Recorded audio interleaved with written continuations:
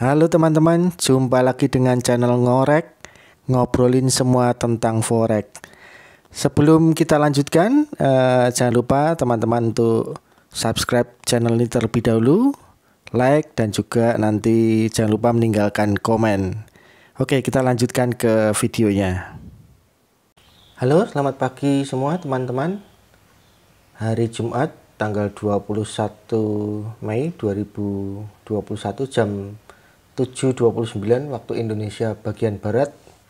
Sudah cukup lama, sekitar 3 mingguan saya tidak upload video. Terakhir saya upload video tentang teknik stokastik osilator ya teman-teman. Nah, setelah itu saya melakukan trading dan ternyata MC. Kemudian saya depo lagi $10 lagi dan saya kembali ke CCI ya, ke indikator Commodity Channel Index. Ada satu istilah atau ada satu petunjuk atau petuah yang mengatakan bahwa kita sebagai trader harus menghindari yang namanya cycle of doom. Cycle of doom itu adalah suatu lingkaran atau pola yang berulang terus yang akan membuat kita tidak pernah maju atau tidak pernah melangkah ya. Salah satunya adalah kita bergonta-ganti indikator atau kita bergonta-ganti strategi.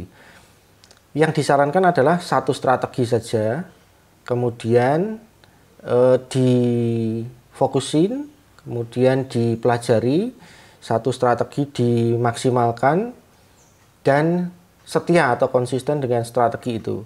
Perlu diingat bahwa tidak ada strategi yang sempurna, tidak ada strategi yang cocok untuk segala jenis market.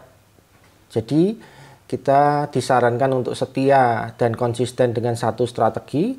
Kemudian ada saat-saat di mana kita harus jeda, kita harus keluar dari market, menunggu sampai market itu kondusif dengan dan sesuai dengan strategi yang kita miliki. Artinya kita harus menunggu sampai strategi kita itu cocok dan berjalan di market yang ada. Kalau marketnya nggak memungkinkan, kita disarankan untuk keluar dari market dan menunggu ya. Jadi itu adalah hal yang perlu saya lakukan dan saya sudah mencobanya sekitar 2 minggu setelah depo terakhir $10.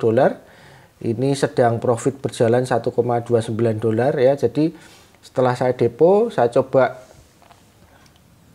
konsisten dengan CCI dengan teknik di 4 jam ya. 4 jam untuk melihat tren. Saya mengambil posisi kalau CCI 50 memotong 100 dari atas dan CCI 14 juga ada di 100 atau di atas 100, memotong 100 dari atas, maka saya ambil sell ya.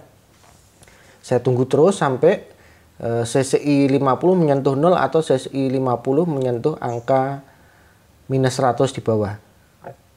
Setelah menyentuh angka minus 100 atau menyentuh angka 0, saya akan lihat kondisi. Kalau perlu ditutup. Kemudian saya buka lawannya ya. Seperti ini contohnya. Seperti ini. Saya kemarin punya sell ya di sini ya. Saya beli di sekitaran sini. Kita lihat CCI 50 di 4H memotong 100 dari atas. Saya masuk sell 0,01 volumenya ya. Kemudian terjadi koreksi kalau nggak salah ada di sekitaran ini ya. Ada di sekitaran ini teman-teman lihat di 30 menit CCI 14 naik sudah menyentuh 100. Tapi karena CCI 50 di 4H masih turun, maka pada saat CCI 14 di 30 menit menyentuh angka 100 di atas, artinya dia sudah di atas. Saya buka lagi sell ya. Jadi saya punya 2 sell di sini dan di sini ya. Saya punya 2 sell. Kemudian sell itu saya tutup di sini ya, di sekitaran sini. Sell itu saya tutup di sekitaran ini karena saya lihat dia naik lagi ya. Kita lihat di 30 menit CCI 14-nya motong dari bawah ke atas. Di 14H dia CCI sudah di 0. Di 4H CCI 50 sudah di 0 dan CCI 14 sudah di bawah minus 100. Itu artinya dia akan melangkah atau dia akan bergerak ke atas, sehingga saya ambil buy ya di sekitaran sini. Saya ambil buy di sekitaran sini, kemudian Saya ambilnya di sini nih kalau nggak salah nih, di buy yang pertama yang di atas nih, yang di tengah ya. Kemudian dia turun lagi, tapi saya lihat dia hanya koreksi ya, dia turun lagi, saya lihat hanya koreksi, saya lihat CCI 14 di 30 menit dia sudah di bawah, berarti dia siap naik, maka saya ambil lagi buy di sini. Ya, kemudian saya diamkan sepanjang malam, saya pasang stop loss di bawah semafor 2 ini ya. Saya pasang stop loss di situ, ternyata stop lossnya nggak kena dan dia naik. Kemudian saya pasang trailing stop ya, ini trailing stop. Saya pasang 20 points ya. Sehingga pada saat dia naik terus dia mengikuti ya, dia mengikuti. Begitu yang bisa saya sharingkan. Oh iya, satu lagi. Setelah saya depo 2 minggu yang lalu, saya depo $10 ya. Kemudian saya mencoba untuk buka posisi kalau nggak salah di sekitaran ini ya, di sekitaran ini saya pikir dia akan sell di sini, jadi saya buka sell di sini, kemudian saya pasang stop loss, kemudian dia turun, tapi ternyata dia naik lagi ya, kalau nggak salah di sini ya, dia naik lagi, kena lagi. Jadi saya berpikir untuk kita harus menghindari pada saat berada di puncak ini, kita harus hati-hati sekali karena ini adalah spekulatif ya. Artinya kalau dia sudah di atas mau balik turun ke bawah, artinya dia spekulatif sell. Kemudian kalau dia sudah di bawah begini, kita akan coba buka buy, itu artinya spekulatif buy ya. Nah, pengalaman kemarin di sekitaran sini saya sudah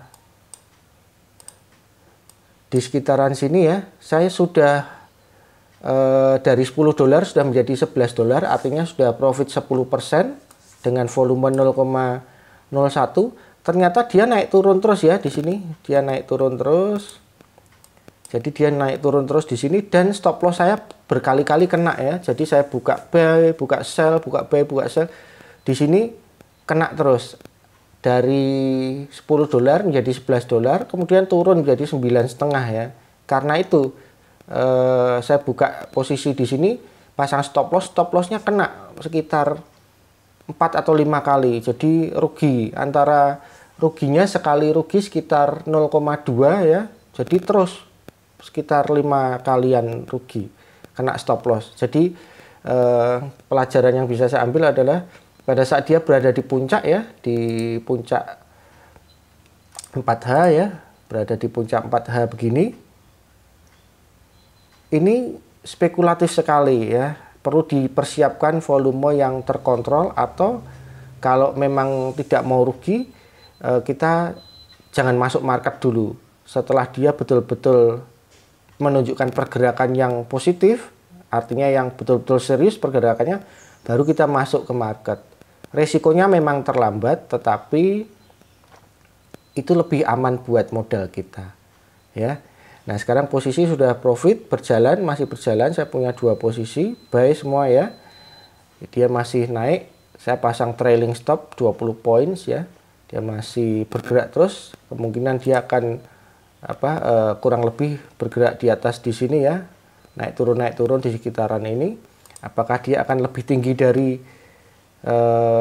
semafor yang ini ya? Apakah dia akan lebih tinggi dari 1.4219? Nah, kita akan lihat nanti. Ya, oke, itu pelajaran yang perlu yang ingin saya bagikan. Hindari cycle of doom, usahakan konsisten dengan satu strategi dan perhatikan kondisi market. Kalau tidak memungkinkan, jangan masuk market ya, bersabar, keluar dari market dulu. Konsisten dengan satu strategi itu perlu dan penting supaya kita tidak terjebak dalam cycle of doom. Demikian sharing pada pagi hari ini, semoga berguna. Jangan lupa untuk subscribe, like, dan juga komen. Terima kasih, selamat pagi, happy trading.